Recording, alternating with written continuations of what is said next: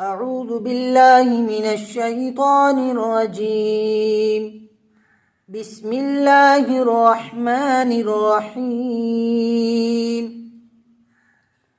ولقد أرسلنا موسى بآياتنا وسلطان مبين إلى فرعون وملئه فاتبعوا أمر فرعون وما أمر فرعون برشيد.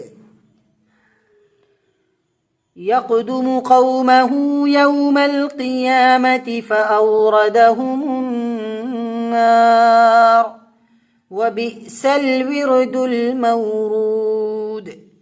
وأتبعوا في هذه لعنة ويوم القيامة بئس الرفد المرفود. ذلك من أنباء القرى نقصه عليك منها قائم وحصيد. وما ظلمناهم ولكن ظلموا أنفسهم فما أغنت عنهم آلهتهم التي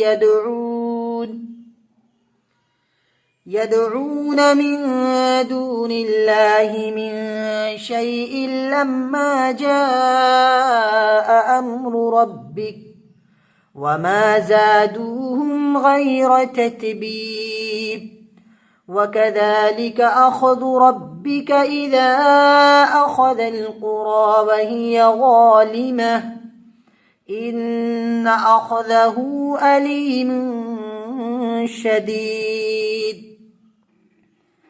إن في ذلك لآية لمن خاف عذاب الآخرة. ذلك يوم مجموع له الناس وذلك يوم مشهود وما نؤخره إلا لأجل معدود.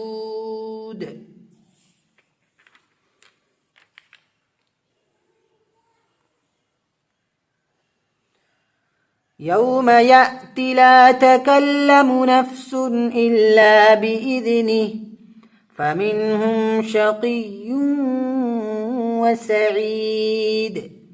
فأما الذين شقوا ففي النار لهم فيها زفير وشهيق خالدين فيها ما دامت السماوات والأرض إلا ما شاء ربك إن ربك فعال لما يريد.